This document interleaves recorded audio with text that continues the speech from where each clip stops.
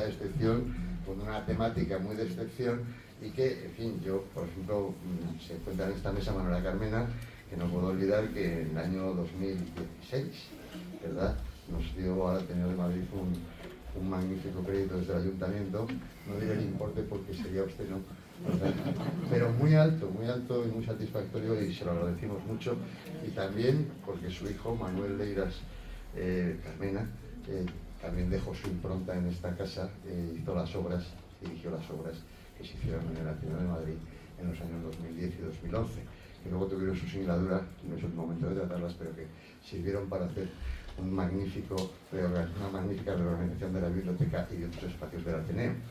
Bueno, ahí ha quedado, entre los arquitectos que han trabajado en esta casa, no creas, Manuela, que han sido muchos, han sido muy poquitos, uno de ellos es tu hijo Manuel, y yo te agradecería que le dieras recuerdos de parte del Ateneo conmigo. Yo tuve con él relación directa con aquel y algunos otros asuntos y guardo muy buen recuerdo de él. También nos acompaña Paquita Sauquillo, que, en fin, socia de la casa, no voy a decir más que es de las veteranas de verdad, ¿no? Y aunque es verdad que se ha recuperado una actividad mayor en estos últimos años, lo cual, dicho sea de paso, se le agradece también mucho, porque el Ateneo precisamente necesitaba impulsos de ese tipo. Muchas gracias por tu labor, Paquita.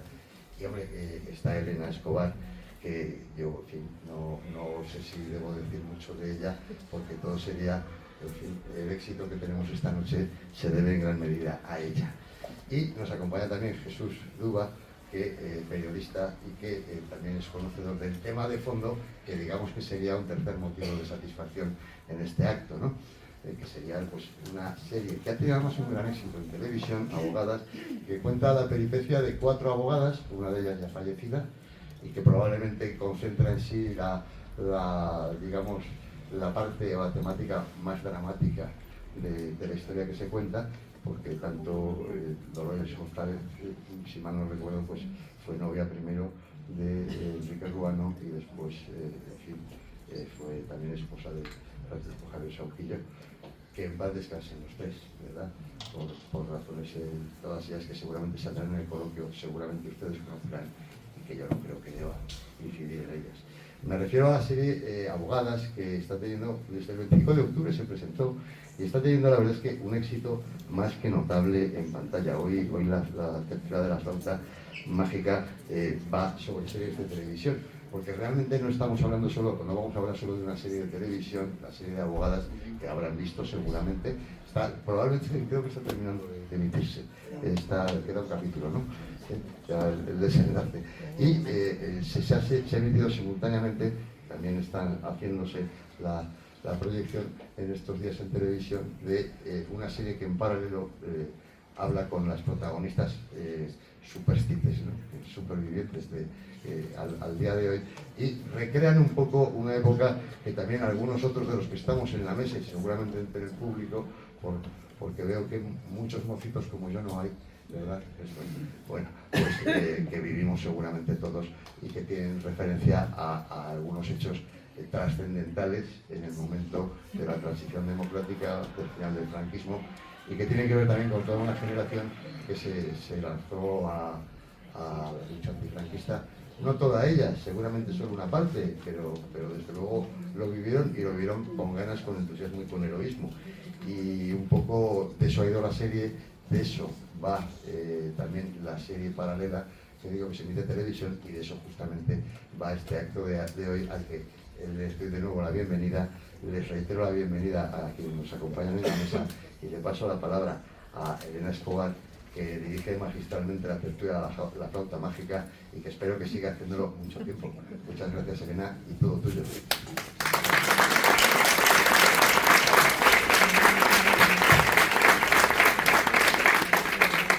Yo empiezo como siempre.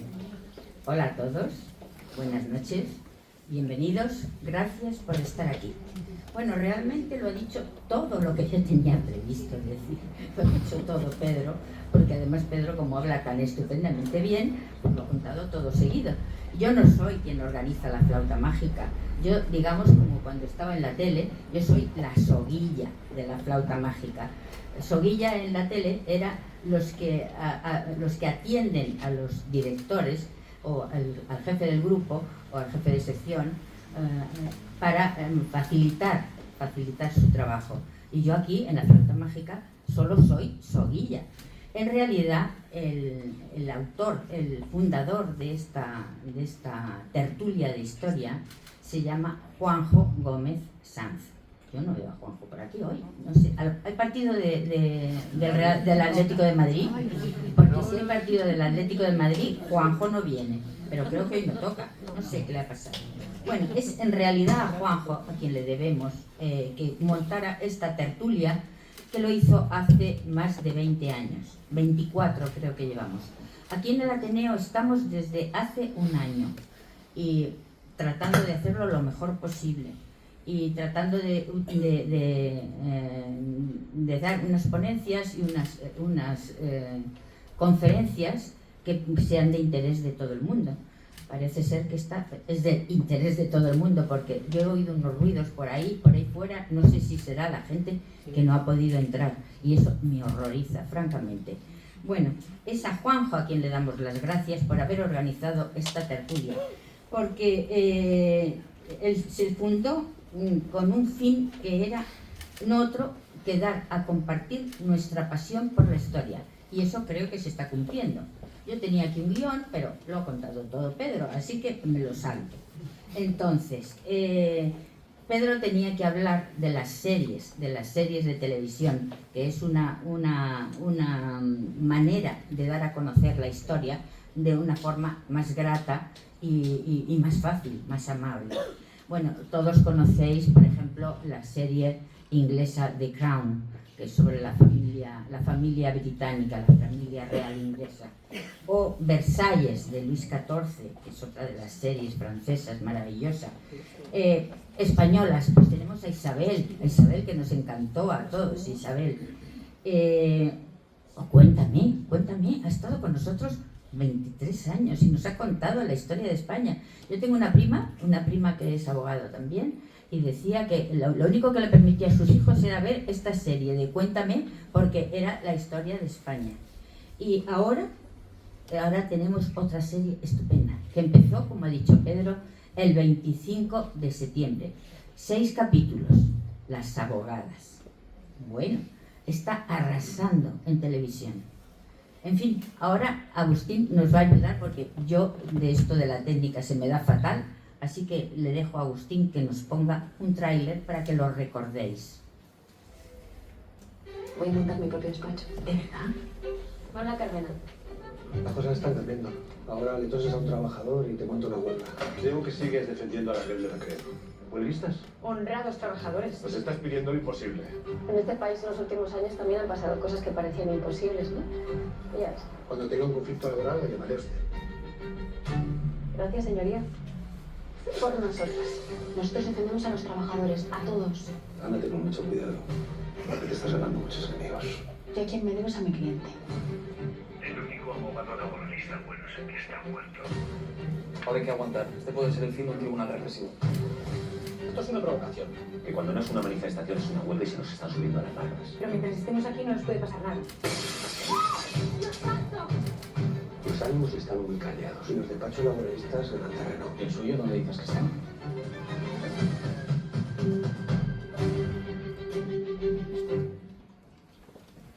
Bueno, seguro que algunos de vosotros la habéis visto. Y quien no lo haya visto puede hacerlo en RTV Play. Entonces, mañana será el último capítulo, el 6º. Está en prime time y se emite a las 11 menos 10 de la noche. Pero si no lo habéis visto, alguno, pues nada, lo podéis ver todo seguido. Yo me quedé colgada absolutamente de la serie. Me gustaría, no sé quién de vosotros tres, ¿quién quiere hacer un resumen de lo que trata esto, de los años 60 y 70 que vosotros habéis vivido tan intensamente? Vale, Paquita. Bueno, yo creo que la serie esta, para mí, el mérito que tiene es que la ponen en televisión en la 1, ¿no? Y que los hechos que se relatan pues son hechos ciertos de la década de los 60 y 70 del siglo pasado. Entonces los 6 capítulos pues tratan de esos hechos que fueron ciertos. Otra cosa es que luego yo creo que los matices pues no están bien, no son exactos, pero claro, es una ficción, aunque es una ficción relativa, porque dice Manola Carmena, Paca Sauquillo, Cristina Almeida, por lo tanto es ficción citándote directamente. Pero los hechos que me ha pedido Elena que os relate, pues los que no lo habéis visto, es el primer capítulo empieza con el acontecimiento del asesinato de Enrique Ruano el 20 de enero del 69, es el primer capítulo, más o menos, aunque trata algunas otras cosas. Bueno, mete algunas morcillas de otros temas, pues mete el tema en que yo defiendo en Vallecas, la remodelación y la primera estafa piramidal, que fue la de Cirilo Vila Lagarto, aunque aquí se llama de otro nombre. Ese es el primer capítulo. El segundo capítulo prácticamente trata del asesinato también en una manifestación de Patiño, que yo creo sinceramente que los hechos son ciertos, porque fue asesinado tirando octavillas, pero tal y como está narrado, pues los matices es ficción, porque yo creo que es más dramático. O sea, yo pondría ahí Manola, que Patiño era el marido de su secretaria, de Dolores Sancho. Pues yo recuerdo esa noche a la 1 ir a buscar al abogado Jaime Miralles, y el que le hizo prácticamente lo de la autopsia no fue Lola, digo, no fue Dolores, que no se podía mover, sino que fue José Manuel Rivera, médico que efectivamente le llamamos para que fuera a ver por dónde había entrado la bala, ¿no? Que es el actual padre de la que es comisaria en este momento, Teresa Rivera. Ese es el segundo capítulo, más o menos, con más temas. El tercer capítulo trata del juicio 1001, en 1974, 73, y bueno, pues trata un poco del juicio, aunque trata más cosas. El quinto capítulo, que es el último que han puesto, pues es las últimas ejecuciones de 1975, del septiembre de 1975, y bueno, todos estos, digo, los 5 capítulos más importantes, luego entre medias meten más cosas y tal. Y el sexto capítulo, que es el próximo, que es el de mañana, pues es los acontecimientos de los asesinatos el 24 de enero del 77 de Atocha. O sea que cogen 6 hechos que yo creo que marcaron la historia, porque el asesinato de Ruano, lo que es matándote, tirando octavillas, la huelga de la construcción. El tercero, como os he dicho, pues es el juicio 1001, que fue un antes y un después, porque les pedían 20 años y sale pues Marcelino, etc. Luego el otro capítulo es las últimas ejecuciones y el de Atocha. Diríamos que son los 6 capítulos. Entre medias, pues citan determinado tipo de cosas. Diríamos que o bien pues donde salen los juicios, salen... Bueno, entonces yo creo que los hechos son exactos, desgraciadamente, pero como nos cuentan, pues como es ficción, pues ya si me preguntáis, ya personalmente, pues yo hay cosas que no estoy de acuerdo, porque yo nunca fumaba, como he dicho, mi marido era más alto y más guapo que con el que sale en el mi hermano era mucho más guapo y ahí parece, pues, en fin, el actor es guapo, pero mi hermano era más. Entonces, claro, a Manola, bueno, dice, bueno, a Manola la saca un poco parándolos. Bueno, Manola era activista, o sea que aparte de abogada era activista, por lo tanto que la pongan ahí, oye, no te metas en líos, pues claro, no es verdad. Bueno, o sea, a mí en las últimas ejecuciones pues ponen que prácticamente la defendimos porque tenía 19 años la chica. Eso es mentira. Yo defendí porque estaba en contra de la pena de muerte, pero como cuando nosotros lo han contado directamente, pues claro, lo han hecho como ficción, ¿no? Pero a mí me parece que no era así el tema, ¿no? Pero bueno, si a la gente, a los compañeros y compañeras de mi generación les vuelve a recordar cómo fueron los años 60 y 70, y a los jóvenes les parece interesante porque no saben nada de nada, bueno, pues dejo los matices, dejo que mi marido os parezca un mexicano y va.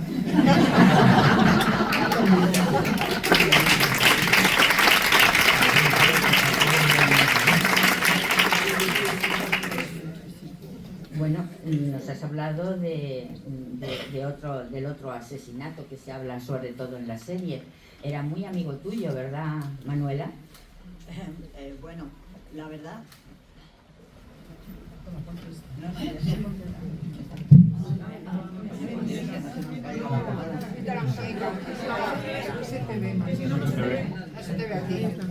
Es casi como yo, ¿eh? Bueno, la verdad es que la historia de Pedro Patiño es muchísimo más dramática que la que se ve en la serie. La verdad fue una historia que a mí me impactó muchísimo en mi vida, ¿no? yo qué sé, es muy complicado. Yo entiendo, a mí me da la impresión de que en la serie no se comprende bien lo que pasó, ¿no? Realmente Pedro Patiño, en fin, yo lo había conocido en otro momento, no éramos especialmente amigos, yo era enormemente amiga, como lo sigo siendo todavía, por supuesto, y lo seré siempre, de su mujer, de Dolores Sancho. Dolores estaba en el despacho de secretaria y era una época, en aquellos momentos, no sé, tan especial que yo me acuerdo que Dolores Sancho llegó al despacho pidiendo trabajo porque su marido le habían detenido al venir a España. Ellos vivían en Francia. Pedro Patiño tenía un juicio anterior y había huido a Francia, ¿no? Pero era un hombre comunista, profundamente convencido de que tenía que seguir luchando para que la dictadura de Franco acabara y lo tenía clarísimo.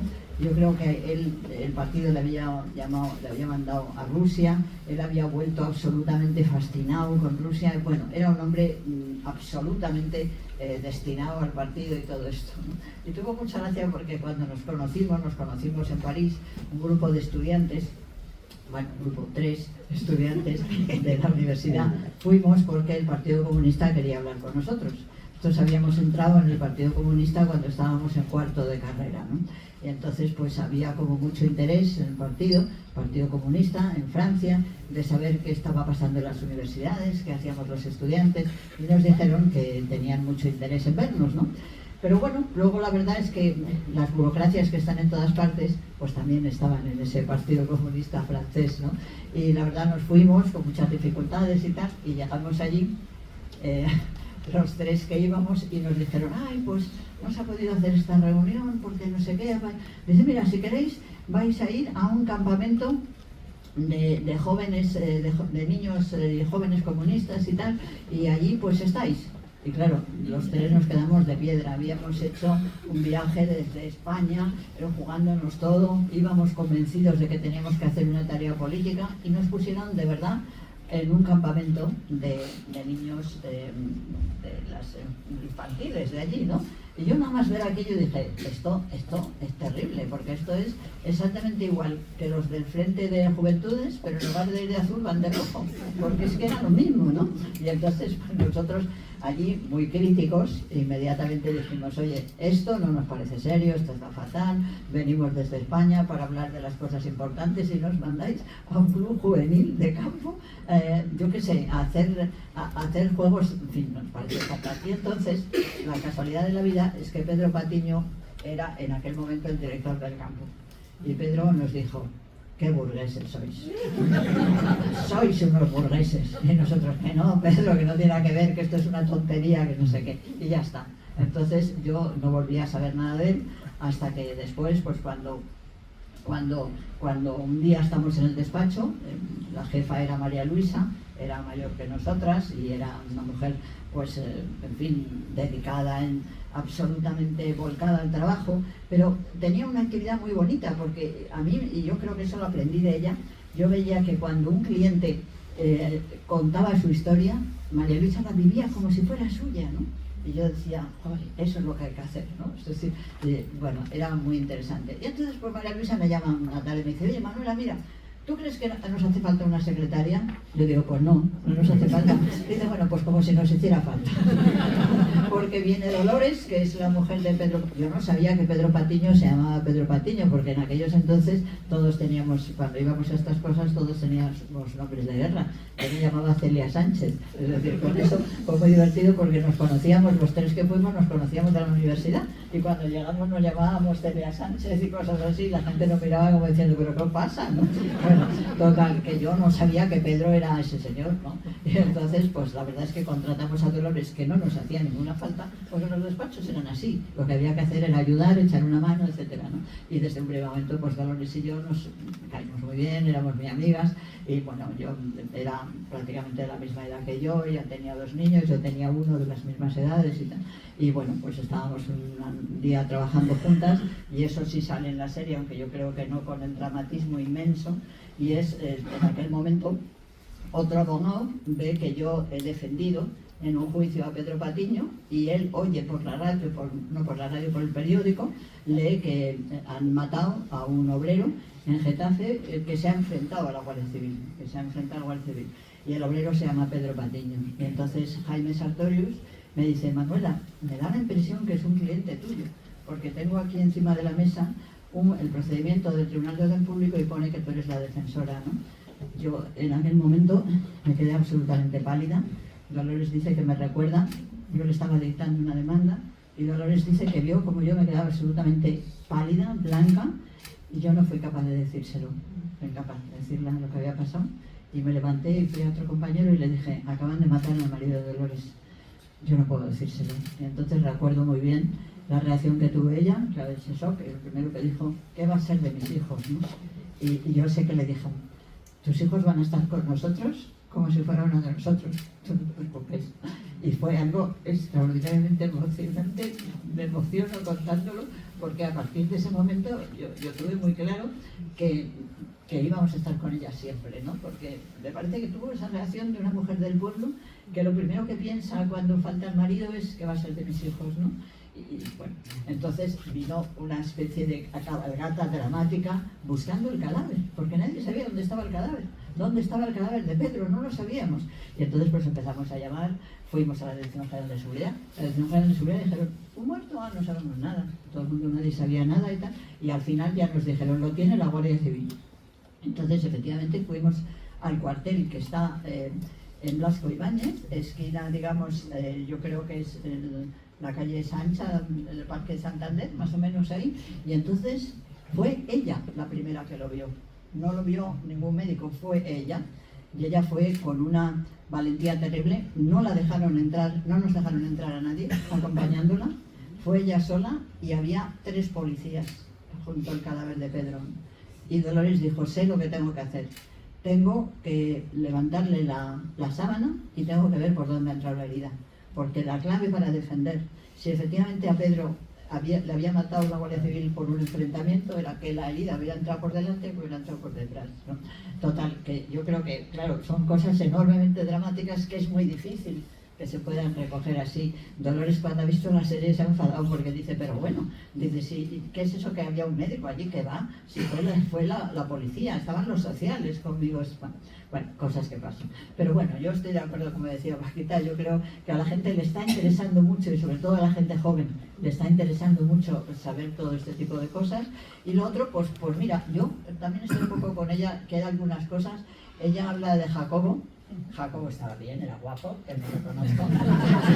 Pero lo que me hace más ilusión es pensar que yo en la serie soy una bailona tremenda. Sí. Y os tengo que confesar que yo he sido bastante bailona. Así que me encanta que la historia me recuerde con una abogada bailona.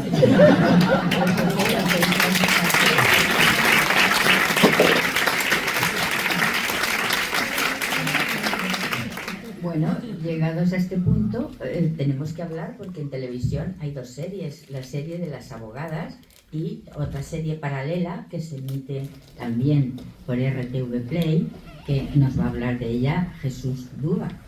Jesús. Sí. ¿Qué es lo que estamos haciendo aquí ahora? Sí, es otra serie que la hemos titulado Las abogadas, la verdadera historia, porque es una conversación con Manuela, con Paquita y con Cristina que tuvimos en el hospital donde está Cristina en rehabilitación, y quedó, yo creo que muy bien.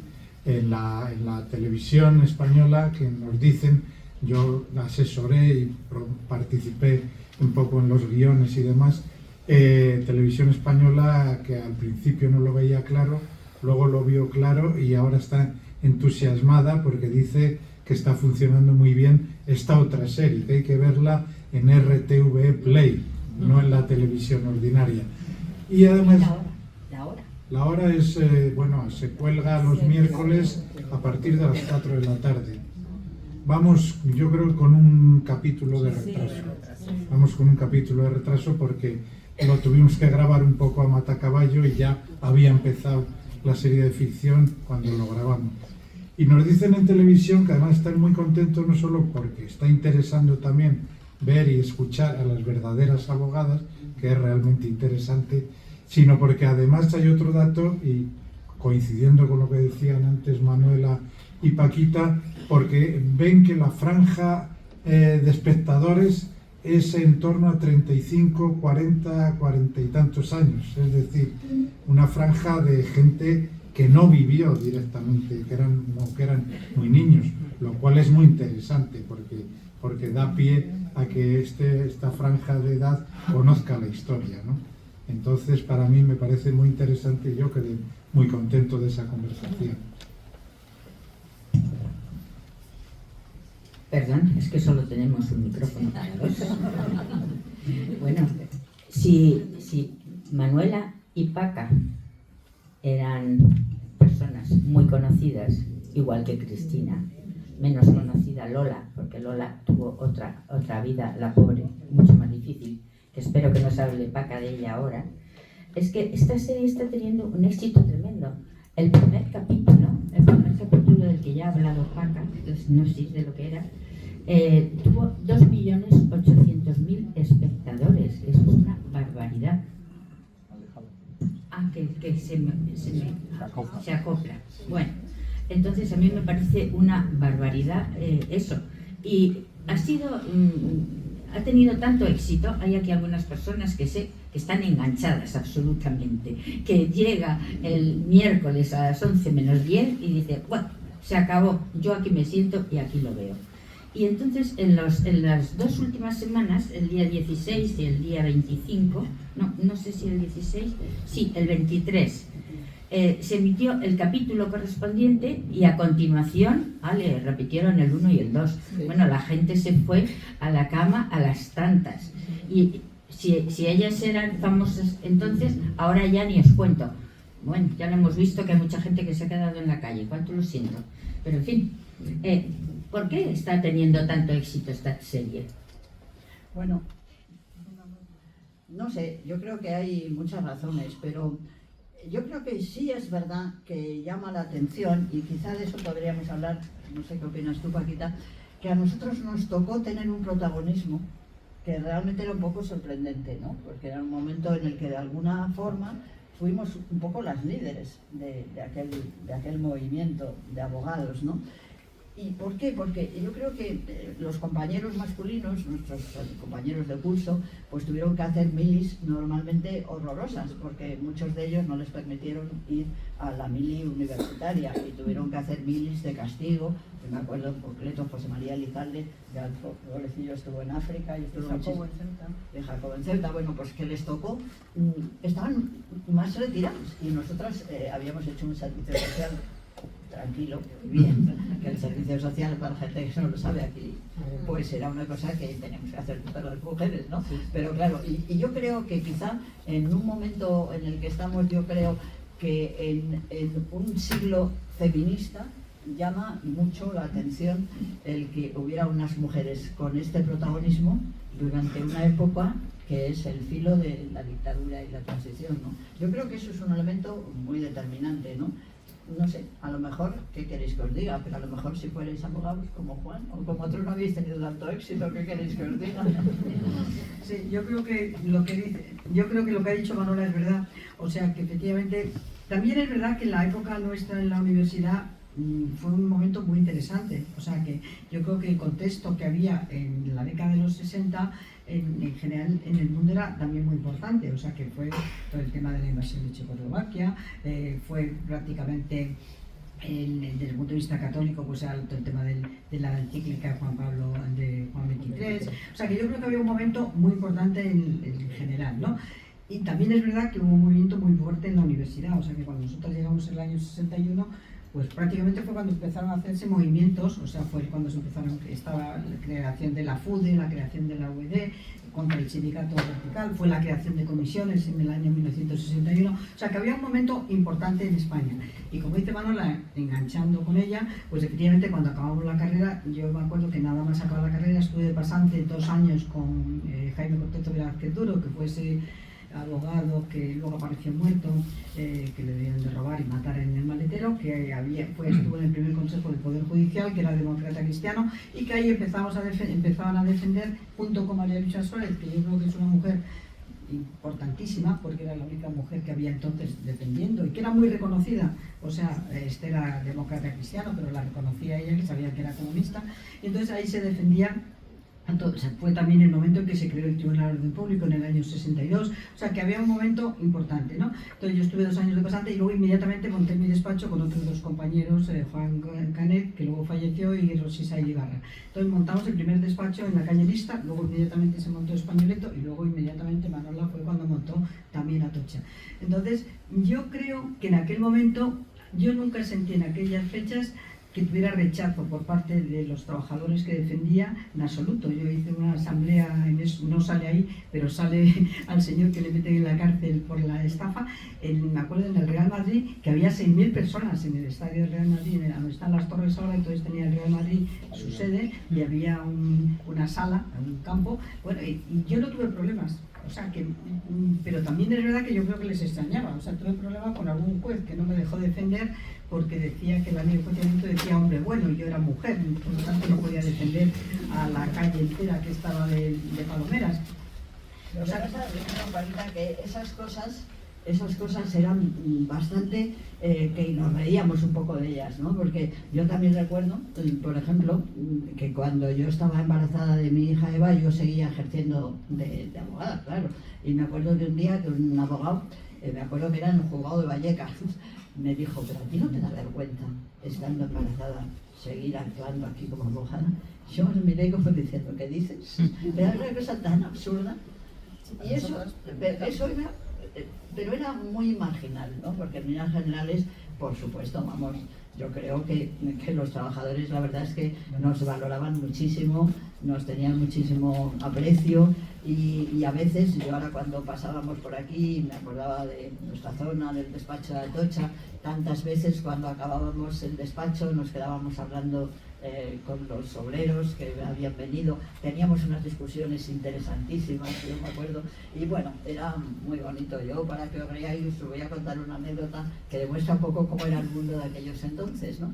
Pues yo la verdad es que había tenido de joven una enfermedad que se llama la Bartolinitis, que tiene que ver con la glándula de Bartolino, que es la que fluye para la vagina y todo esto. Total, que me tuvieron que operar. Y todas teníamos un poco la idea de que había que explicarlo todo, que había que ser... Entonces yo, pues a los obreros de allí, de Atocha, nosotros en Atocha llevábamos muchísima construcción, y yo era la que llevaba la construcción. La verdad es que la cantidad de obreros de la construcción de aquellos años eran muy singulares, ¿no? Porque eran gente muy valiente, estaban un mes, se iban... Eso sale en Macario, sale ahí y sacaban un montón de dinero y tal. Total, que yo, pues bueno, hablábamos mucho con ellos, hicimos excursiones, nos hicimos alguna excursión, nos invitaban alguna vez a algunos festivales de los pueblos. Es decir, que yo creo que eso fue maravilloso, porque tuvimos un contacto con una clase social que no nos correspondía, porque nosotros estábamos, y eso yo creo que fue muy enriquecedor. Total, que yo, mi afán de divulgar, pues les dije a los obreros, bueno, me voy a operar, no voy a poder estar una semana y tal. Digo, es de una bartolinitis, y como me miraron así con una cara muy rara, dije, es una glándula de la vagina. Total, que yo ya me recupero, llego al trabajo y me dice uno de los obreros, ¿cómo va eso de la vagina?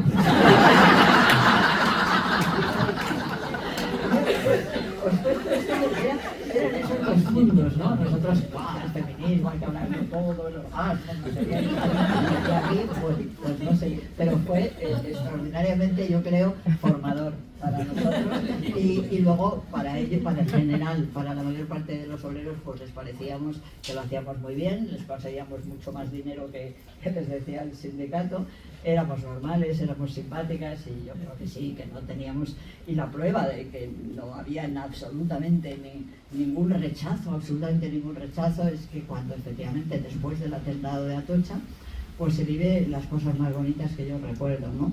Ha pasado ya el atentado y volvemos al despacho, claro, porque había que volver, había que seguir trabajando igual, ¿no? Entonces, los sindicatos decidieron hacer una escalera de seguridad y desde la puerta de la calle que veis al pasar hasta nuestro despacho estaba toda llena de trabajadores que nos estaban cuidando, que nos estaban protegiendo. Eso, más que eso, lo voy a deciros. Bueno, parece que Paca y Manuela siempre han sido del Partido Comunista, de izquierdas y todas esas cosas. Pues no, al principio no, ¿eh? Cuando íbamos al colegio, todas éramos de colegios religiosos, ¿verdad, chicas? De colegios religiosos y de familias tradicionales que le salían los hijos un poquito... pero yo creo que eso... Perdóname, es que Paquita ha dicho que ya no era el partido. No, yo era de la ORT, de la Organización Primero, de Trabajadores. luego, ¿qué pasaste? No, perdona, ¿no sabéis lo que era la ORT? No, sí, no. Nosotros éramos casi revisionistas. Era revisionista para nosotros los de la ORT en aquel momento. Tienes razón. No, estábamos diciendo que es que de las familias tradicionales luego resulta que salían hijos pues muy animados, muy rojos, digámoslo así, porque lo que se quería era cambiar, ansias de libertad, ansias de salir de la España gris, aquella que vivimos. De hecho, todas nosotros fuimos a colegios religiosos. Manuela a las Damas Negras, Paquita a las Ursulinas de Loreto, conmigo en Príncipe de Vergara, hoy entonces General Mola 42. Y allí en realidad tanto a una como a otra, y también lo mismo le pasó a Cristina y a Lola, es que vamos, estábamos todas en eso, porque además eran colegios que eran o masculinos o femeninos, y entonces en el colegio ¿me permites que lo cuente para acá, lo de la madre Eulalia?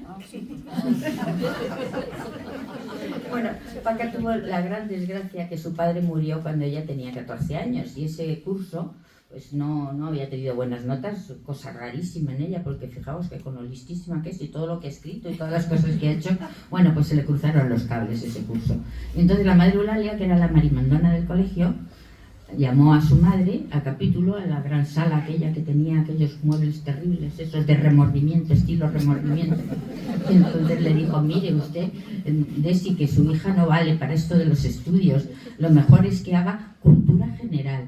La cultura general era para las personas, o sea, para las chicas que no tenían entendederas suficientes, vaya un ojo el de la madre Eulalia, que fueran a un colegio internado que teníamos en Aranjuez, que era el de María Cristina, que está que hoy es el Centro Cultural Isabel de Farnesio. Y entonces ahí estaban las huérfanas de militares. El padre de Paquita era militar. Y entonces, bueno, pues, y Paquita diciendo que no, que voy a ser buena, que voy a estudiar, ¿verdad, Paca? Sí, no, pero fue gracias a mi madre. O sea, la verdad es que la religiosa esta que ha citado Elena, pues es verdad que a muchas chicas, yo creo que hubo muchas chicas en esa época que a partir de cuarto la dedicaban a sus labores, ¿eh? Y en ese caso, pues la monja esta dijo que yo era una niña cortita y que entonces que me tenía que dedicar a mis labores. Entonces yo me acuerdo que me tiré llorando toda la noche, y gracias a mi madre, la verdad es que siempre se lo he dicho, y bueno, pues ella fue la que dijo: no, ¿por qué no va a estudiar esta chica? Pues que estudie. Y gracias a ella, pues yo me empeñé y seguí estudiando. Pero es verdad que hubo muchas compañeras que se dedicaron a sus labores. O sea, no, sus labores no, era cultura general. Vale, porque tenías que hacer cultura general a sus labores, y ya no podías tocar el piano, que tampoco te llevaban a enseñar el piano. Pero, bueno, entonces... Oye, que sí, que yo hice la carrera. Bueno, pero sí, claro. Hombre, yo creo que sí, que eso era así. En mi colegio también había otra monja que se llama Madame San María de los Dolores, y esta era todavía más fina, porque cuando veía a una chica muy guapa, la decía: tú eres demasiado guapa para estudiar. Y luego yo me encontré a una que era la más guapa de la clase, que era guapísima. Me la encontré divorciada y diciendo: la madre María Molode, no me la comentes, no me la comentes, porque efectivamente destrozaron muchísimas carreras de chicas que algunas eran muy guapas y muy listas, ¿no? Bueno, pero también entonces se ejercía la caridad, no se ejercía la solidaridad, se ejercía la caridad. Teníamos el colegio con dos puertas. la de las de pago, que era por Príncipe de Vergara, y la de los pobres, que iba por don Ramón de la Cruz. Entonces teníamos uniformes distintos, horarios distintos, no nos podíamos mezclar. Pero a pesar de todo, nos llevaban los domingos al pozo del tío Raimundo, Paca. Bueno, ahora que más que al pozo. Bueno, si nos llevaban para que diéramos, enseñáramos. Nosotros íbamos a los picos de Europa. Claro, sí. Era otro barrio en Chabolas. Lo de las dos puertas, esa que ha dicho Nena, aquello me marcó muchísimo, porque efectivamente había la puerta de las niñas bien y la puerta de las niñas mal. Y yo salía con la chica del portero de al lado, y íbamos juntas, y llegábamos y nos separábamos, lo cual aquello era muy impresionante, o sea, en lo que ha dicho ella. Yo creo que cuando tú decías, Elena, que por qué tuvimos una separación ideológica de unas familias más conservadoras, que yo creo que quizá las familias no eran tan conservadoras, pero la guerra civil sobre todo había hecho familias silenciosas, que no se quería que se hablaran en estas cosas, ¿no? Pero efectivamente yo siempre recuerdo, nosotros la monja cuando teníamos 8 años, se llamaban Santi Esperanza, se llamaban así, y ella nos dijo un día, bueno, les voy a contar a ustedes por qué tienen que traer regalos para los niños pobres. Y nosotros, pues no sé, alguien debió decir, pero ¿por qué no se las llevan a ellos los reyes? Y entonces Santi Esperanza nos dijo, bueno, vamos a ver, los Reyes Magos, con esas capas, con ese armiño, con ese lujo, ¿cómo se van a meter en esos barrios llenos de barros? Eso pasaba.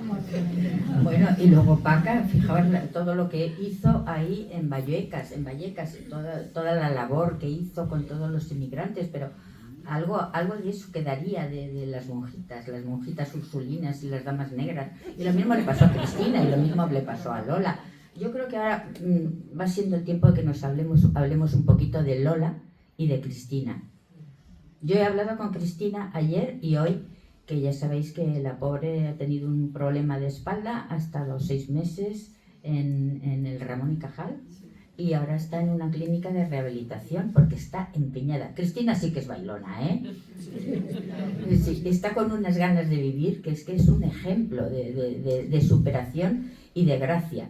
Yo le pregunté que cómo se sentía identificada con su Elizabeth, que es la actriz que le da vida en la serie. Y dice, uy, yo estoy encantada, si además llevaba los trajes que yo me ponía. Porque claro, me decía ayer, es que como yo era bastante gordita, pues resulta que tenía talla grande. Y la talla grande, si tenía que ir a una tienda a comprar cosas, pues eran o grises, o marrones, o negras. Y entonces yo quería vestirme de colorines. Y entonces cada vez que alguien iba a Marruecos, o iba a Londres, o a un mercadillo, decía, pues tráeme cosas. Y ella misma las cosía, porque como Manuela, ella cose muy bien. Lo vimos en una secuencia en uno de los capítulos, cuando inauguran el despacho que está cosiendo a la máquina, está cosiendo unas cortinas. Y es que... Eso tampoco era verdad, ¿eh? Yo me lo he creído. Eso tampoco era verdad, vamos a ver. Yo diseñé los almohadones porque me parecía que... Y compré la tela, aquí en una tienda de telas en la esquina con el rastro, rojas, con unas flores muy alegres, porque no quería que fuéramos un despacho como todos, se quería que fuera diferente. Pero los almohadones los cosió la madre de Dolores, que quede constancia. Yo creía que cosía. Bueno, porque sé coser ahora. Y diseñar, lo estamos viendo con esta invitada que tenemos encima de la mesa. Hombre, por fin habéis hablado de ella, porque yo decía en la mesa, Pedro, no nos han dicho nada de que está aquí la representación de las abogadas, de las muñecas abogadas. Bueno, es que tiene una ONG, Manuela, que Manuela estuvo muy en contacto cuando fue jueza de vigilancia penitenciaria, estuvo muy en contacto con los presos y entonces se le ocurrió una forma de ayudarles. La cárcel debe ser terrible, que todas sabéis, las 4 han estado en la cárcel, debe ser el tiempo, pasa lentísimo. Entonces, pues es una forma de que tengan una actividad y además remunerada. Y cuéntanos qué es Zapatelas y por qué se llama Zapatelas, su organización.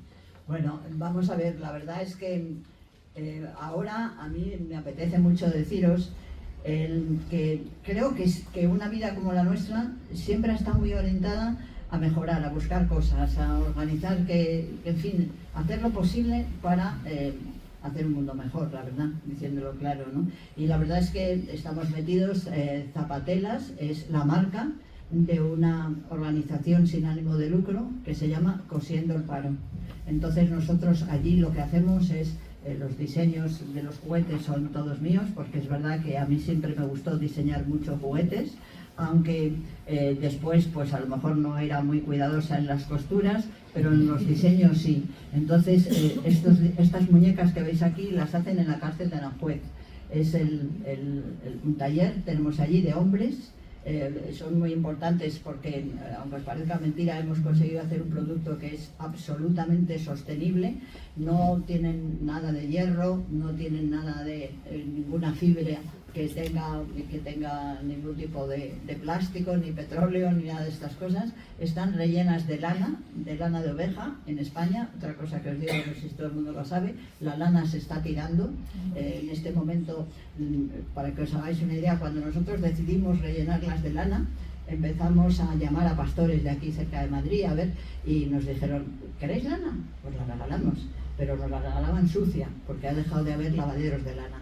Entonces, naturalmente, en casa no te puedes lavar la lana. Encontramos unas pastoras, está relacionado con unas pastoras de Extremadura que nos dan la lana, y todas estas señoritas van rellenas de lana. Por dentro es churra, que es más vasta, que no se ve, y por fuera este pelito tan monísimo es de la buena, de la lana de verdad.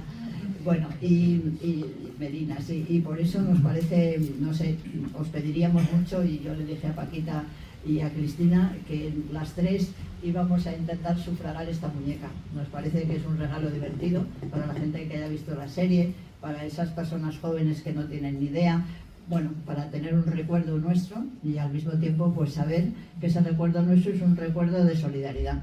Está hecha por presos, está hecho con lana de esa que no se quiere, y luego está vestida maravillosamente por una señora jubilada que trabaja con nosotros, como otras personas voluntarias que trabajan con nosotros, algunas están aquí también con nosotros, y la persona que hace los trajes estuvo en una casa de alta costura en Bruselas, emigrada durante mucho tiempo, y ahora diseña cada vestido individualmente, ¿no? ¿Verdad? Es una preciosidad.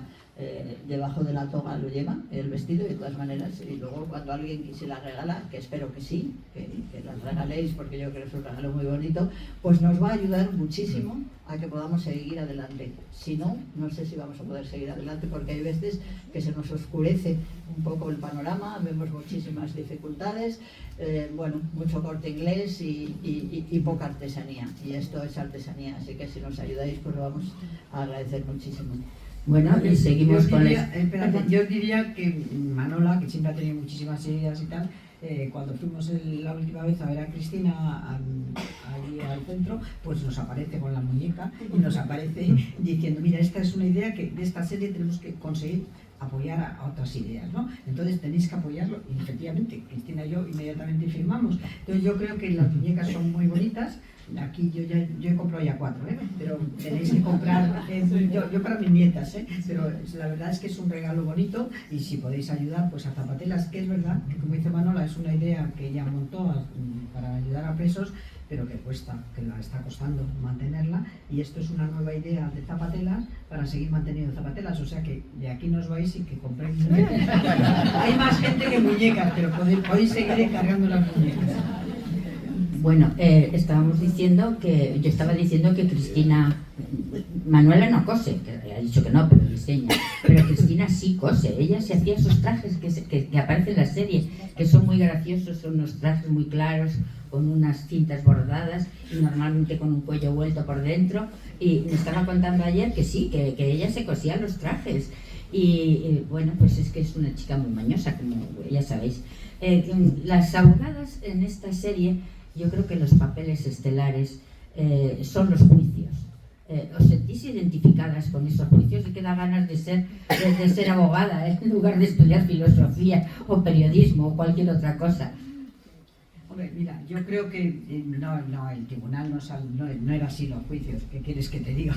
Era mucho más dramático, pero sí que bueno, la idea que se da, aunque yo creo que no se explica demasiado bien es cuando hicimos la huelga de abogados, que yo creo que eso fue muy importante, porque efectivamente ahí sale Manolo López, que no se le parece en nada tampoco, pero bueno, pero era un abogado que tenía mucho prestigio y que efectivamente pensó que lo que había que hacer era denunciar ante un orden público, y la forma de denunciarlo en aquel momento, bueno, ya se había denunciado en el Congreso de León, se había planteado en 1970 pues que tenía que desaparecer los tribunales represivos, en ese caso el Tribunal Orden Público, pero que seguía funcionando. Entonces se le ocurrió, él, bueno, planteó él primero hacer la huelga y luego le seguimos todos, ¿no? Que fueron un montón de abogados, porque en ese momento conseguíamos también la lucha del Colegio de Abogados. Entonces no únicamente los comunistas, los pocos que éramos de la PT, los que eran del PT, sino que conseguimos que hubiera un abanico mucho más amplio, o sea que eran demócratas cristianos que también actuaron se hicieron la huelga ante el Tribunal Orden Público.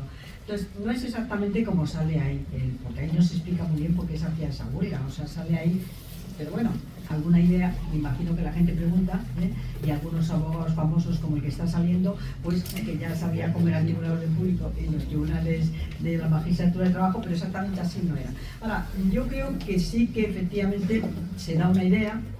Cristina tenía mucha gracia defendiendo, como la tiene hablando, por lo tanto, bueno, pues hay cosas que dice ahí que no fueron exactas, pero bueno, está bastante bien, si quieres, representada, ¿no?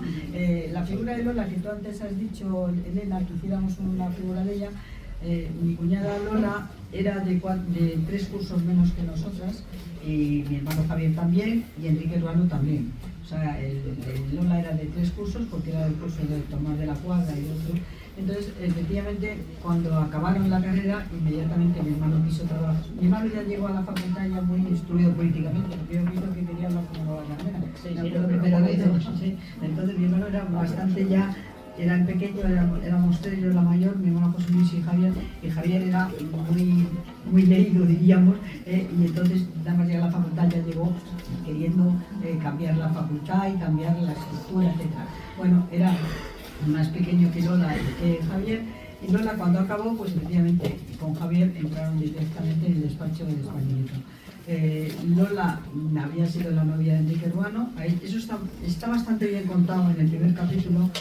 Pues un acontecimiento que tanto a todas nosotras, y yo creo que fue el primer caso que impactó en la universidad, que fue el asesinato de Enrique Ruano, de tal forma que el 20 de enero del 69, 3 días después, se decretó el estado de excepción, quizá el estado de excepción más importante que había durante la dictadura, porque el estado de excepción del 56 fue menor, luego hubo este estado de excepción en Guipúzcoa y concretamente en Navarra, pero muy pequeños, y el estado de excepción más gordo de la dictadura fue el de 1969, que expulsaron a todos los profesores que había, pues a Gregorio Pérez Barba, a Óscar Alzaga, a Fernando Álvarez de Miranda, les desterraron a diferentes sitios, a uno a Tenerife, al otro a otro sitio, y hubo un cierre de la universidad total, y hubo un movimiento muy fuerte.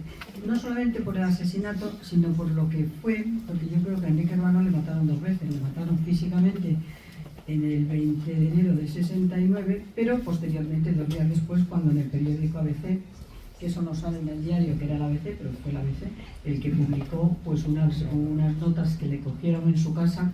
La policía, cuando llegaba a tu casa para detener, te cogía todo lo que encontraban, y a mi hermano en mi casa, como fueron muchas veces, pues cogía el libro de Chardin, o sea, cosas que te dices, ¿cómo es posible que aquello les pareciera? Pero todo lo que les sonaba que aquello era rojo lo cogía, y si veían papeles, por supuesto, vieron unos papeles que eran unas notas de Enrique Ruano, que tenía contacto con el entonces psiquiatra de Córdoba, Castilla del Pino, que estaba muy de moda en aquel momento en la universidad y fuera de la universidad, pues tanto la historia de Castilla del Pino y lo que él escribía, las torturas, había en ese momento un folleto por toda la universidad de las torturas que se producían en aquel sexo. Yo me acuerdo que lo había tenido, ese folleto que decía cómo te tenías que comportar ante las torturas, etc. Bueno, entonces le mataron el 20 de enero del 69 cuando apareció tirado por la ventana, pero al día siguiente cuando apareció el diario, 2 días después, que entonces ya era matarte psicológicamente, ¿no? Decir que eras una persona desquiciada, que estaba muy sometida y tal. Entonces eso fue algo para mí, a mí me impresionó. El tema de Enrique Ruano fue, yo creo, el primer acontecimiento que más me impactó. y detuvieron a Lola. A Lola posteriormente la llevaron a la cárcel de Ventas, porque la cárcel de Ventas, la mayoría de la gente cree que desapareció hace mucho tiempo, ¿no? La cárcel de Ventas hasta el año 73 estuvo, desapareció la cárcel de Ventas, que era la cárcel más importante, donde habían estado la mayoría de las mujeres durante la guerra y después de la guerra, y a Lola la llevaron a Ventas. Yo la estuve visitando en Ventas, me acuerdo perfectamente.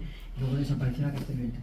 Y luego, cuando salió de la cárcel, bueno, pues tenía el sentimiento de culpa, porque las llaves, como viene, eso está bien ahí puesto, las llevaba ella, las llaves que dieron lugar ahí al piso para donde murió Enrique Urbano.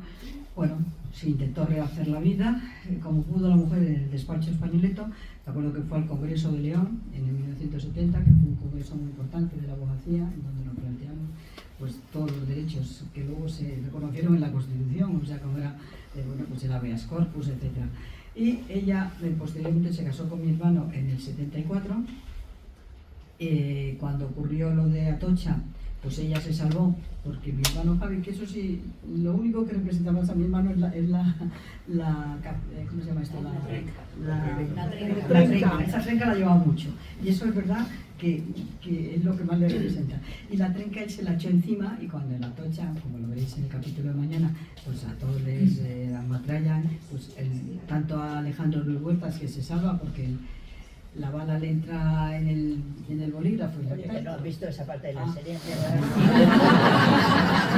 Lola, bueno, voy a seguir con Lola. Lola, a raíz de lo de Atocha, tuvo 7 operaciones de garganta, porque, bueno, no lo voy a contar, pero tuvo 7 operaciones de garganta y estuvo muy mal, tuvo anorexia. Bueno, y luego ella fue la que reconoció, me acuerdo perfectamente, en abril del 77, cuando efectivamente estábamos con ella y mi madre y mi hermano, mis sobrinos, en Tenerife, y salió en la televisión en abril, que les habían cogido, y yo me acuerdo que se quedó lívida. Y luego ya fue cuando vino y ella fue junto con los otros, pero ella lo tuvo que reconocer al que se había dicho manitas en alto. Y bueno, yo creo que Lola tuvo una vida muy dura, o sea, absolutamente desgraciada, porque tenía luego el sentimiento también de que gracias a la beca de mi hermano se había salvado, o sea, que sabía 2 veces ella había estado en la posibilidad de ser, que desapareciera, y las 2 veces se había salvado.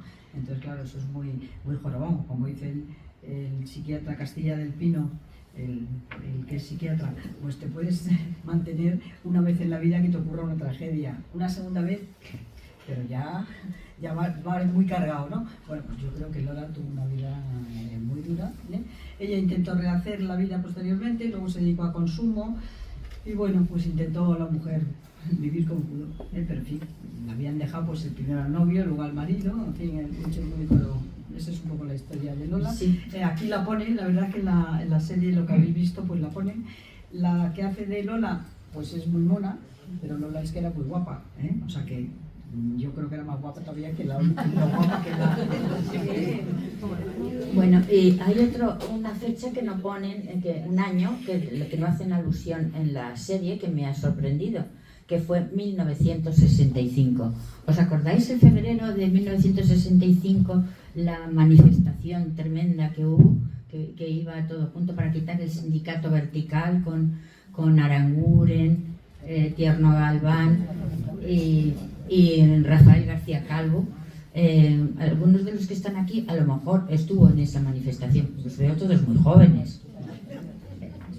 ¿Tú estuviste? Sí, yo estuve.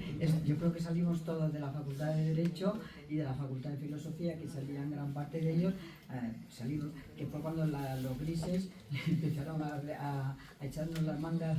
Sí, con el botijo. botijo. Era una forma de que cuando llegabas a Princesa, si estabas mojado, pues te cogían y te metían en el coche, ¿no? O sea, sí, fue un hecho muy importante, porque efectivamente fue la manifestación en que participó Tierno Galván, Agustín García Calvo, Aguilar y Prados. Sí, y Aranguren. Sí. No, fue un hecho muy importante, efectivamente. Sí, fue la primera manifestación, era el último año de curso nuestro, porque fue el año 65 y nosotros acabamos el año anterior. Y bueno, eso tuvo repercusiones en la cátedra, porque hubo otros muchos profesores, porque los separaron de la cátedra. Entonces Aranguren y... ay, mi cabeza. No. Aranguren fue a Estados Unidos, y Tierno también, García Calvo se fue a París y estuvo en la editorial Ruedo Ibérico. Entonces, una de las cosas que nos pasaba entonces es que cuando venían a hacerte registros en la casa, que Paquita lo cuenta en su libro Mirada de mujer, que Desi, su madre, que era maravillosa, se quedaba mirando por las ventanas, vivían en José Ortega y Gasset, esquina Conde de Peñalver, y se quedaba atisbando por las ventanas, y cuando veía que por la noche venían los secretas a hacer los registros, que siempre venían por la noche, le decía: niños, a subir por la escalera para que nos pillen. Y una de las cosas que siempre andaban buscando eran los libros que leíamos. Uno de esos era uno de Pierre Vilar de Ruedo Ibérico. Fijaos, que era una historia de España. Por eso te podían llevar a la Dirección General de Seguridad y tenerte 3 días allí metidos. La verdad es que la represión era fuerte, parece mentira, pero era fuerte. Pasamos de las ideas de la libertad y de la democracia y militar en distintos países, de partidos, porque realmente el único partido que estaba un poco organizado era el PC. No sé si tenían todas las ideas relacionadas con el PC, pero era el que estaba más organizado, ¿no es así? Sí, sin duda. Efectivamente, el que estaba más organizado era el Partido Comunista. Los demás, bueno, nosotros no éramos demasiado los del ORT, pero eran poquísimos. Sí, bueno, pero andábamos, perdona guapa, en barrios teníamos mucha fuerza. Y en Muchapa, en Madrid, hicimos la huelga general en el País Vasco. Que sí, que erais muy majos. Éramos pocos, pero bastante. Lo que pasa es que es verdad que teníamos unas discusiones demenciales, a veces, porque la izquierda siempre hemos tenido discusiones entre nosotros. Y entonces, efectivamente, era discutir a veces por temas que no tenía sentido que discutiéramos. Eso es verdad, eso es cierto. Y ahora, con la historia vista a los 81 años, dices: madre mía, ¿por qué discutíamos aquello? Yo me acuerdo, ya no con el PC, sino con entre la ORT y el PC, que éramos casi iguales, pues unas discusiones increíbles, porque no nos uníamos, o sea, que es que no se entendía. Pero bueno, eso es de la izquierda, ¿qué lo vamos a hacer? Bueno, la verdad es que yo creo que la gran diferencia, pues efectivamente, por lo que fuera, pues el Partido Comunista tenía hacía un análisis, yo creo que muy certero de cuál era la situación en España. Yo creo que fue definitivo en el año 56. El Partido Comunista dice: hay que acabar con la guerra, hay que acabar con la guerrilla. Se quitan todas las guerrillas que había en las montañas de España, que todos había, y se plantea una política que yo creo que nos atrajo muchísimo a los jóvenes, que era la reconciliación nacional. Entonces lo que había que hacer era reconciliarnos todos. No había que hablar de la guerra, y lo que sí había que hacer era atender a todos los problemas que tenía la gente en ese momento. Y así surge lo que yo creo que es una de las organizaciones modelo en el mundo de las organizaciones políticas, que es Comisiones Obreras. Porque Comisiones Obreras surge no como un sindicato, al contrario, no como una asociación, surge simplemente porque se reunían, y los abogados en la medida que ayudábamos, para solucionar problemas. Y poco a poco, cada vez más por aquí, más por allí. De verdad, yo creo que la transición española no se explica bien si no se conoce bien cómo fue una mancha de aceite extendiéndose poco a poco, que hizo cambiar actitudes. Por ejemplo, pues en el Colegio de Abogados pues había muchos abogados de izquierdas, y como dice Paquita, el Congreso de León del 70 fue una cosa increíble, porque conseguimos que se aprobara la amnistía, dar la amnistía a todos los presos políticos, ¿no? Y fue sorprendente porque... Eso es lo del la. ¿Perdona? Es lo del la. Cuando salieron los presos todos en el 69. No, en el 70 estamos en el Congreso de Abogados. Se convoca un Congreso de Abogados, pues no sé por qué decidieron eso, y bueno, pues en principio estaban muy tranquilos porque pensaban que se iban a presentar, iban a participar en ese Congreso los de siempre, y de pronto el gobierno se dio cuenta que se había apuntado muchísimos abogados de izquierda, y entonces llamó a todo correr a todos los abogados de los sindicatos: apuntaros inmediatamente al Congreso de León, que hay una cantidad de gente de izquierdas, a ver qué va a pasar y tal. Y pasó lo que temían, es decir, que hubo una actuación fabulosa. ¿Te acuerdas que gente de derechas nos abrazábamos con gente de izquierdas, estamos todos por la amnistía? De verdad, fue un poco un principio, una especie de mínimo borrador que más adelante sería la transición, ¿no? Y eso fue una visión del Partido Comunista absolutamente muy lúcida. Y fijaros, cuando viene ya la democracia, abogados del Partido Comunista en Madrid éramos 120. Era ilegal, estábamos en un partido que era ilegal. Pero, ¿verdad? Era una situación curiosa en la medida de que, aun siendo ilegal, había una cierta ya permisibilidad, ¿no? Y todo eso se fue consiguiendo día a día. Bueno, perdón un momentito, en comisiones estaba también la Orrete, ¿eh? O sea, nosotros éramos una organización que no éramos, no creíamos en la revolución de las masas, no en la revolución violenta, ¿eh? Digo para aclararos, ¿eh? Porque no voy a dar un discurso ahora de lo que éramos. Bueno, habría muchas cosas que contar, pero tengo aquí a Jesús Dura, que el pobrecito, Dúa, siempre le cambio el apellido, debe ser la edad, que yo también la tengo, la misma que ellas. Entonces, Jesús es un periodista insigne que ha abierto muchos caminos dentro de la profesión. Y cuando tenía 23 años, que estaba aquí en Madrid trabajando en Pueblo, ¿os acordáis de Pueblo? En la calle Huertas, con aquellos, aquí al lado, con aquellos ascensores que daban un miedo horroroso, con continuos que entrabas, ¿no? De repente y decías, ay, ¿me habré entrado o me habré caído? Sí, entonces tenía 23 años, me parece 23, y estabas en tercero de carrera. Y entonces Jesús es muy enreda. Cuenta la historia, anda. No, bueno, estaba en Pueblo, estaba estudiando tercero de periodismo y yo caí por Pueblo a ver si me dejaban aprender ahí algo, porque en la facultad veía que no aprendía nada de periodismo. Nos enseñaban sociología, literatura, geopolítica, teoría de la información, y yo digo, bueno, pero aquí, ¿cuándo te enseñan a hacer un reportaje, una entrevista? Entonces yo me dejé caer por Pueblo y a ver si me dejáis. Bueno, me dejaron y yo me quedé por allí y empecé a trabajar. Entonces yo me di cuenta que precisamente el mundo en el que tanto han participado Manuela y Paquita, el mundo obrero, estaba en plena ebullición. Había todos los días asambleas clandestinas, manifestaciones, despidos, huelgas, y nadie se ocupaba de eso. Entonces yo dije, me voy a ocupar yo de esto. Y empecé a ocuparme de eso, a asistir a manifestaciones, a todo ese tipo de cosas. Sí, conocí a Marcelino Camacho, a Zufiao, a toda la gente de los sindicatos, ¿no? Y tanto es así que, en mi modesta medida, contribuí a dinamitar el sindicato vertical, porque en el periódico en Pueblo había una sección que se llamaba Vida Sindical, que no era vida sindical en absoluto, era la vida oficial del señor ministro de Relaciones Sindicales, que era el dueño del periódico.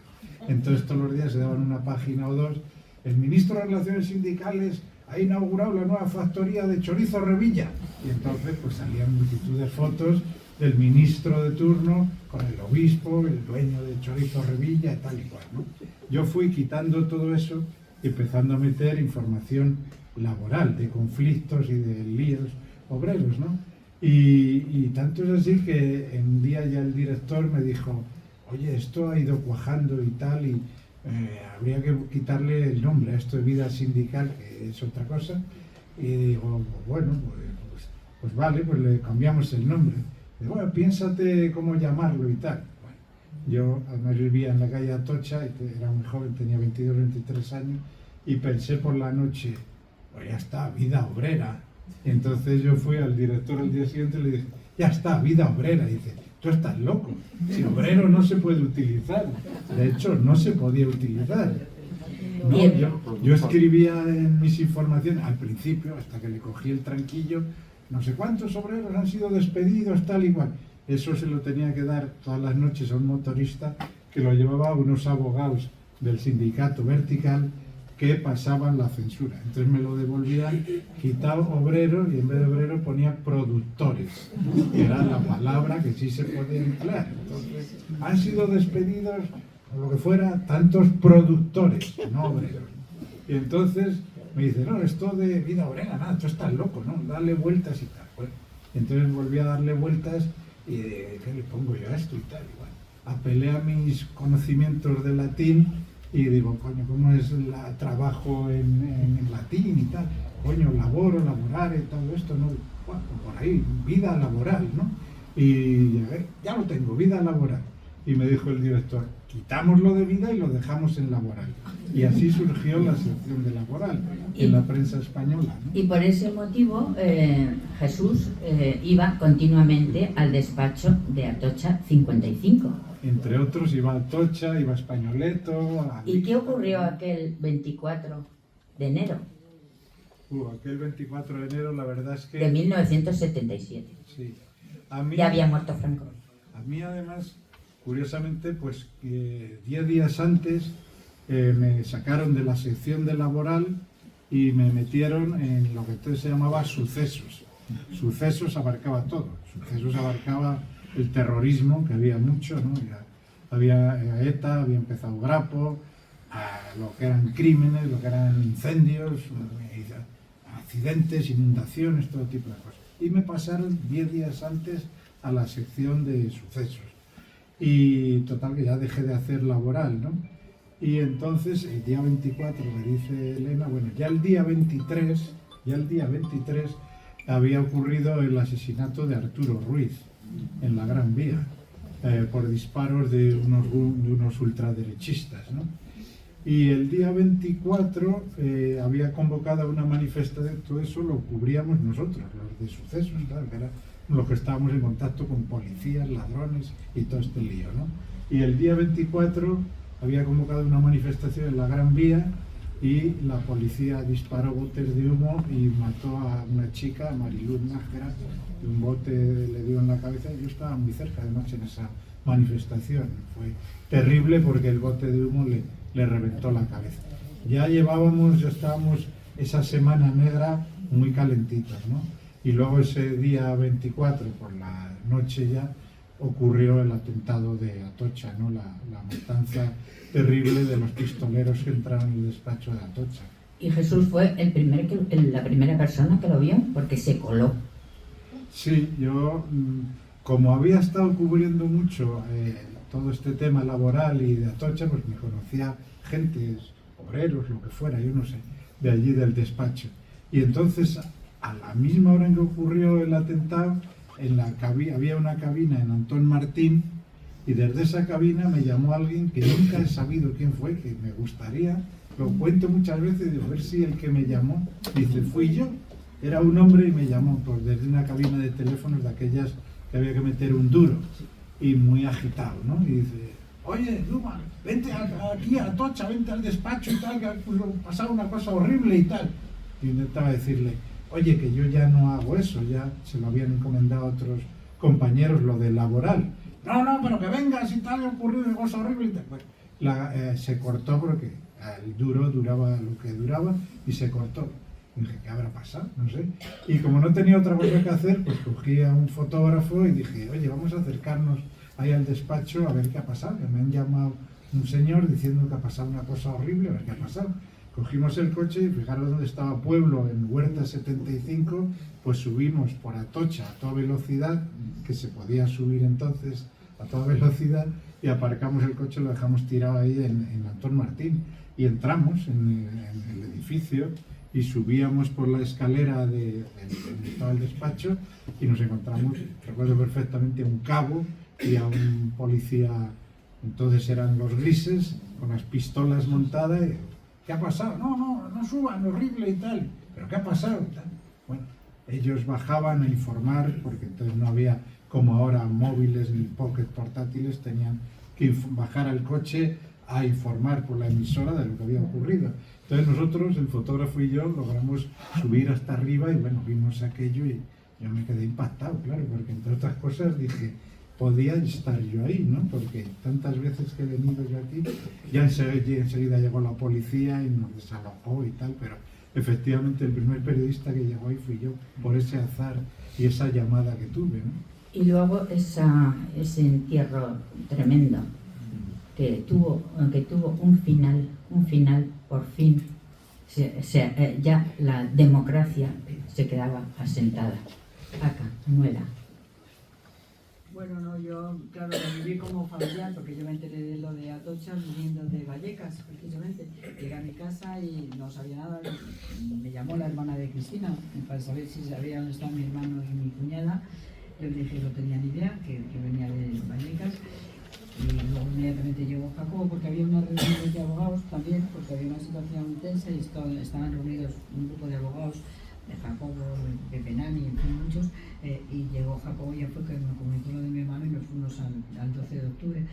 Bueno, yo creo que el entierro fue impresionante, o sea, yo lo recuerdo, bueno, pues iba con mi madre, iba con un tío mío, porque claro, las familias en ese momento había de todo, o sea, nosotros, mi familia estaba muy unida, mi madre y mi hermano y tal, pero había algunos familiares nuestros que poco menos que decían que te la habías buscado tú, ¿no? Pues si había ocurrido aquello, o sea, que había de todo, ¿no? Entonces, había una situación también, por lo menos en mi familia, bueno, pues con algún familiar que era alguno bastante fascista, pues preocupante, ¿no? Entonces no sabías también casi cómo explicárselo, parecía que tú tenías que encima tenías que explicarle y sabiendo lo que pensaban.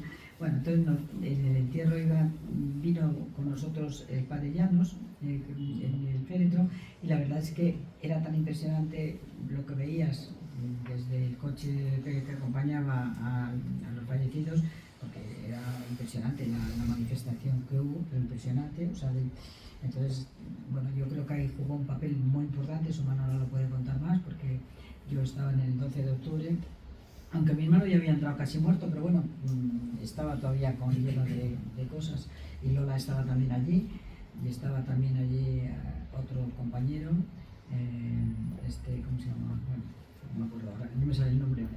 Bueno, entonces la realidad es que el entierro yo creo que fue gracias al decano, porque nosotros el día 24 que ocurrió esto, el día 25 por la mañana ya estaba Javi ya muerto y luego la seguía en el hospital, y todo el día 25 no supimos cómo íbamos a enterrarle, porque no teníamos ni idea, o sea, la verdad es que había una situación de confusión total, no podíamos, la familia quería enterrarlo, pero tampoco sabía cómo podía enterrarlo, y estábamos pendientes un poco de lo que hacían en el colegio de abogados y el decano. Y fue bastante impresionante porque efectivamente por parte del gobierno jamás nos dijeron nada. Nosotros conocíamos mucho al que entonces era, bueno, muchos de los abogados, en concreto yo, pues a Rosón, que era delegado de gobierno y tal.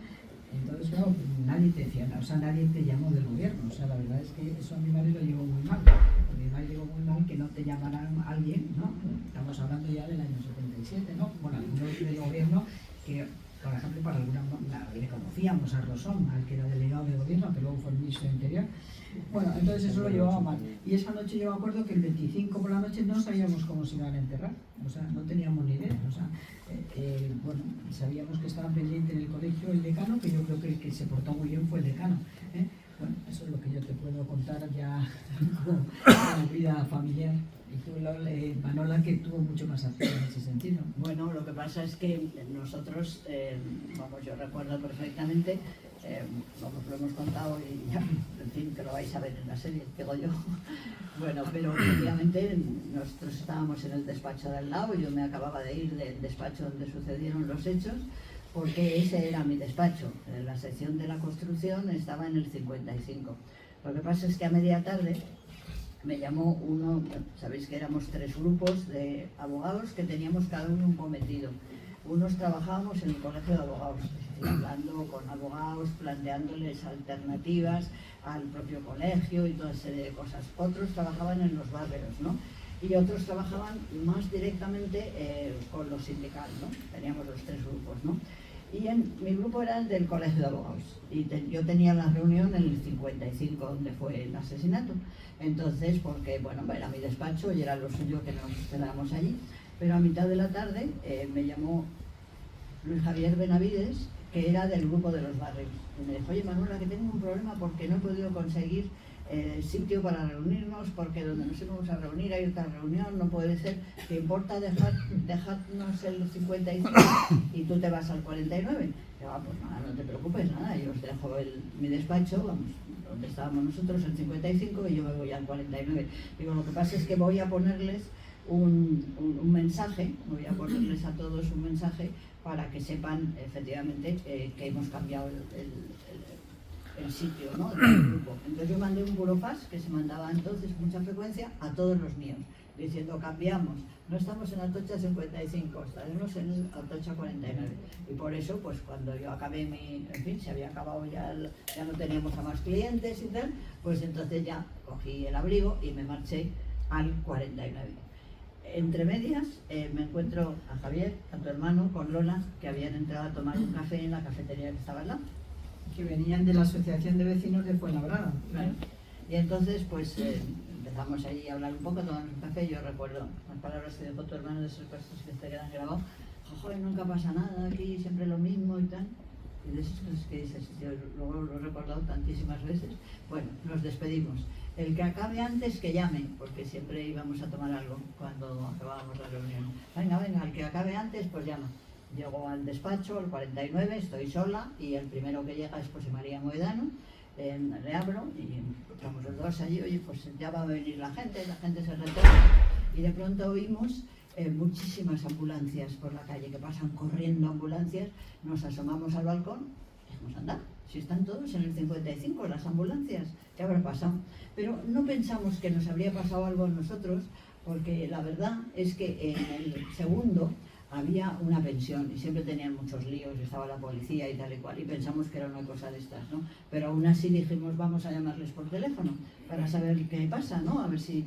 Y entonces no nos cogieron el teléfono, y eso ya nos pareció muy raro, que raro, no cogen el teléfono y tal. Entonces me acuerdo muy bien, nos pusimos otra vez los abrigos y fuimos hacia el 55, y antes de llegar, los de las cafeterías que nos conocían, pues nos dijeron, nos están matando a todos, iros inmediatamente porque os van a matar a todos, ¿no? Y claro, nosotros no nos fuimos porque no estábamos allí para irnos, ¿no? Entonces llegamos al despacho y ya en el despacho toda la escalera estaba manchada de sangre y la policía nos dijo, ya no están aquí, están en los hospitales.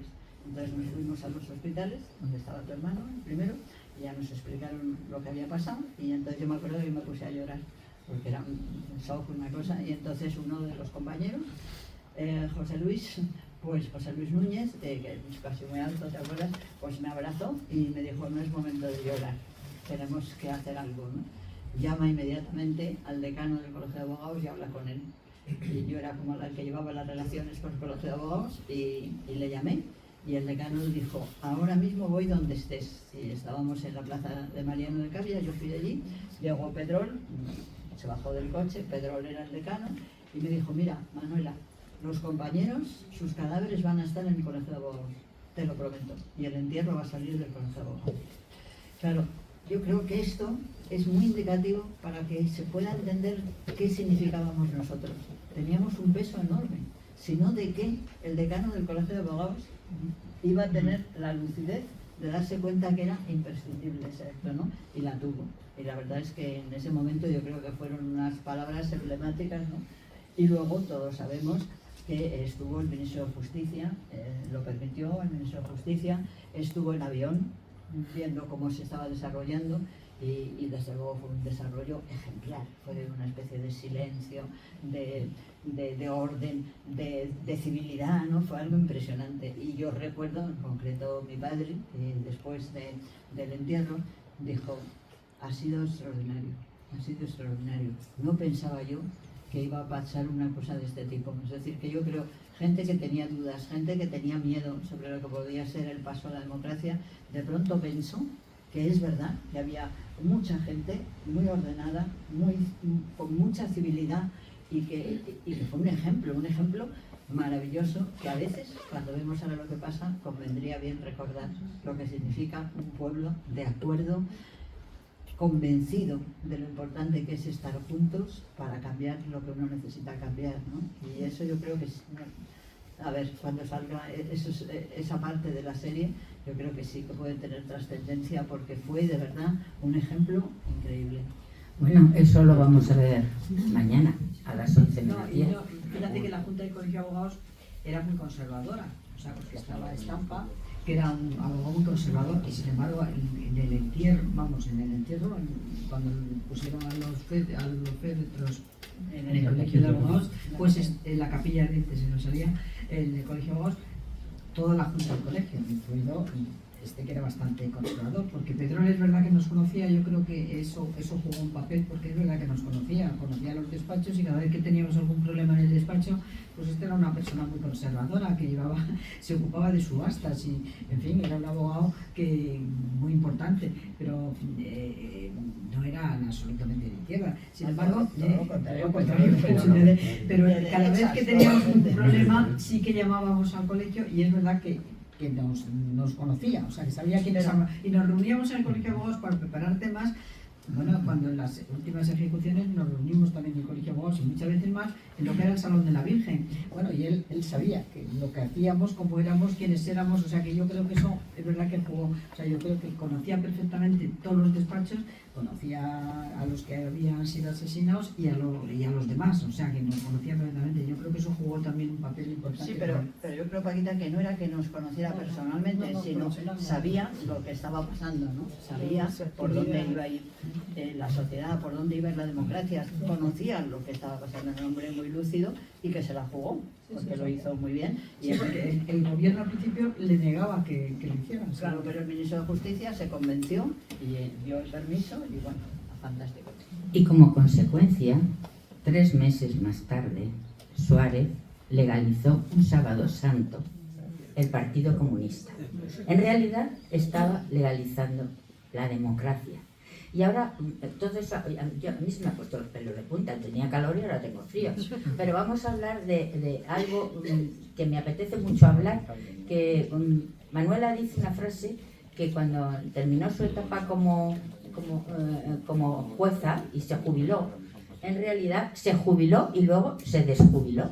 Y bueno, alcaldesa y ahora zapatelas y paca con el Movimiento por la Paz, el Desarme y la Libertad, y Jesús escribiendo libros a tutiplén. ¿Sí o no? Rápidamente porque quiero que habléis vosotros, que seguro que tenéis un montón de cosas que preguntar, porque si no nos va a echar José.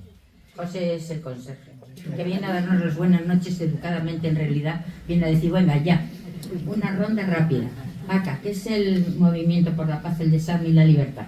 Bueno, yo creo que jubilarte, no, esa palabra no existe, sino que efectivamente te puedes jubilar de lo que estabas haciendo, y yo es verdad que terminé de ser parlamentaria europea y eurodiputada, aunque ya había montado la organización del Movimiento por la Paz en el año 80, cuando estaban en conflicto el este y el oeste en Europa.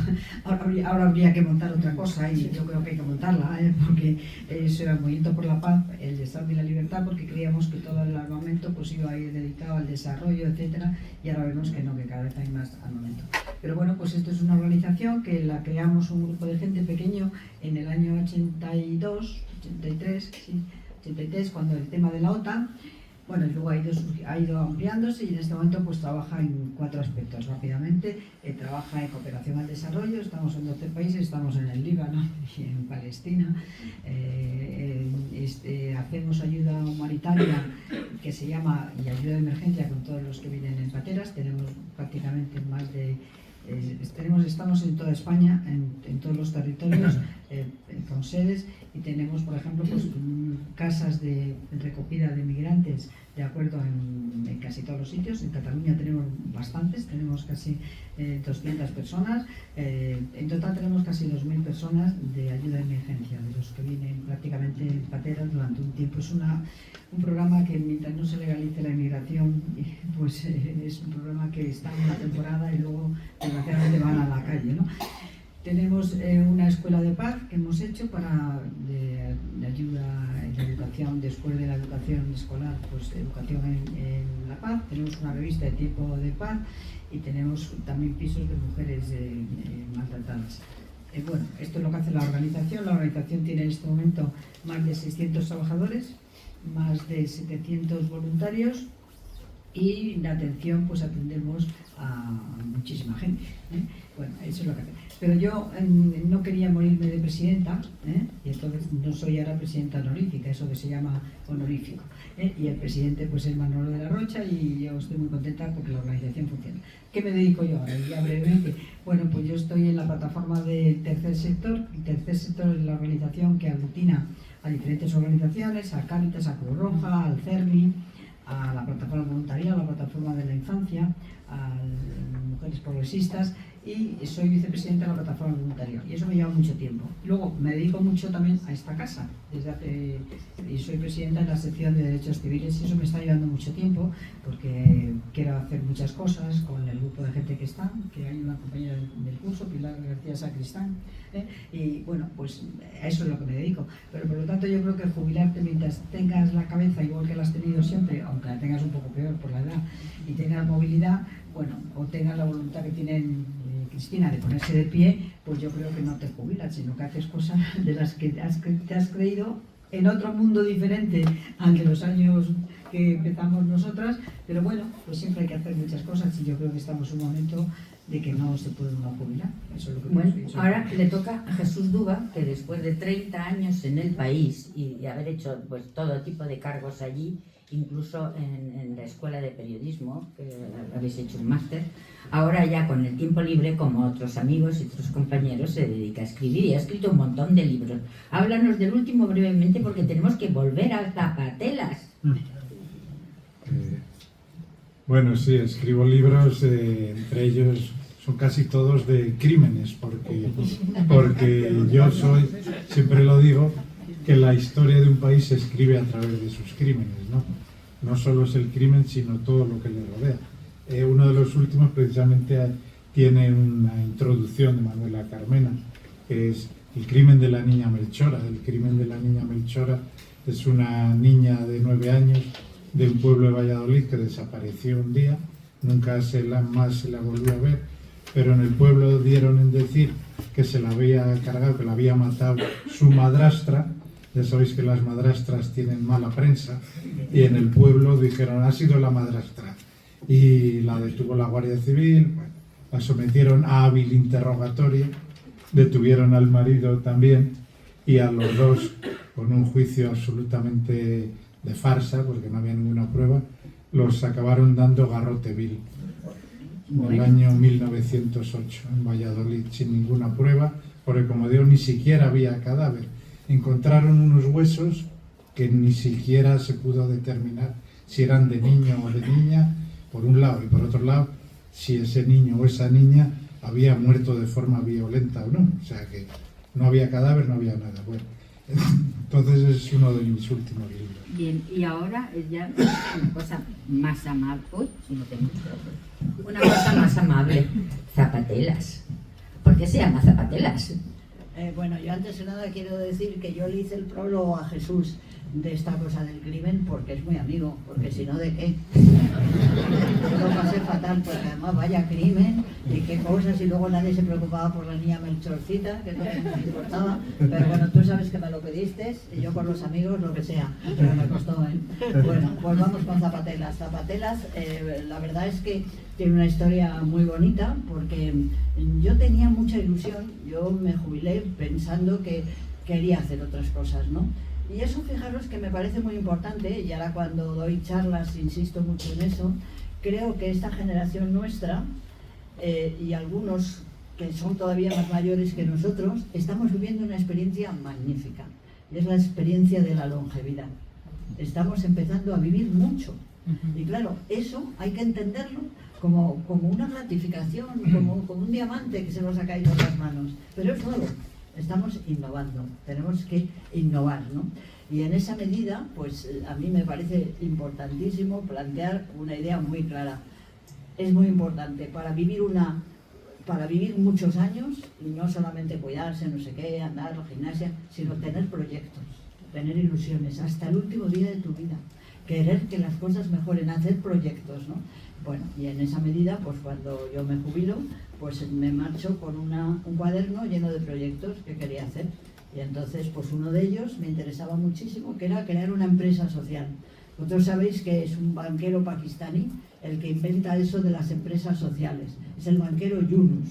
Y Yunus dice, la empresa tiene una capacidad de movilidad, de creatividad y tal, que nunca va a tener la administración. La administración, no vamos a hablar ahora de eso, pero todos sabemos que es un transatlántico pesado, muchas veces inhumano, y este hombre dice, hagamos empresas sociales, que que tengan la rapidez, la agilidad, digamos, propia de la empresa, pero que no intenten retribuir, sacar beneficio económico, sino solamente beneficio social, hacer algo que la sociedad necesita. Esa idea me pareció muy bonita y dije, bueno, pues vamos a ver ahora, ya que ha acabado la etapa de la judicatura, a ver qué hago. Y entonces, pues, fue un poco por casualidad. Yo tenía buenísima relación con mi suegra, y mi suegra era una mujer que tenía mucha capacidad estética. Toda la casa de ella, Amelia, pues no era como una casa normal, porque todo tenía unas telas que había traído de no sé qué y tal. Y cuando ella muere, pues yo digo, bueno, mi cuñada me dice, ¿qué te apetece quedarte de Amelia? Digo, hombre, pues yo me quedaría con su diario. Ella escribió un diario desde que tenía 15 años, pero mi cuñada me dijo, no, el diario no, porque hemos decidido quemarlo. Bueno, ella tenía la decisión, era su madre, había decidido eso y ya está. Entonces yo dije, oye, pues me quedo con las telas que tenía, que son tan bonitas, ¿no? Entonces de pronto me empiezan a llevar las cajas, me llegan a casa las cajas de telas de Amelia y digo, ¿y ahora qué hago? Y me puse a mirar en unas revistas antiguas y encontré unos zapatos para bebés de tela, que me parecía que eran muy bonitos, que no había en ninguna parte, y bueno, pues dije, pues venga, lo copié, me salieron bastante monos, bastante bien, y entonces empecé a preguntar, ¿cuánto costaría hacer esto para tal? Bueno, empezaron a decir, y pensé, bueno, esto se puede hacer en la cárcel. En la cárcel es muy bueno, porque en la cárcel hay mucho tiempo inútil, y es muy interesante hacer algo que se sienta satisfacción por lo que se hace. Entonces fui a ver a la directora general de prisiones y se lo dije, mira Mercedes, que tengo una propuesta. Y Mercedes se creía que le iba a hacer una propuesta jurídica, ¿no? Y cuando me vio sacar la caja de los zapatos se quedó un poco helada. Pero bueno, le gustó y así empezamos, ¿no? Empezamos, pues yo creo que, pues efectivamente yo me jubilé en el 10, pues esto empezó en el 11. Mi primera jubilación, ¿no? Y desde entonces pues tenemos un taller en la cárcel, tenemos otro taller aquí por Peñagrande y tenemos una tienda que nos encantará recibiros en el mercado de la Cebada, ahí en la Latina, ¿no? Y bueno, pues lo que no tenemos es subvenciones porque no nos llegan, no encaja. También porque yo, habiendo sido alcaldesa, no las he querido pedir, para que nadie pudiera pensar que me podía estar aprovechando de mi situación de haber sido alcaldesa, y por tanto, pues lo que ganamos, lo que conseguimos es por lo que vendemos, y por eso, pues sí, se me ha puesto un poquito una cara de comerciante, de comerciante social. Bueno, me vais a perdonar, pero es la primera vez en la vida que modero una mesa redonda, entonces se me ha ido el tiempo.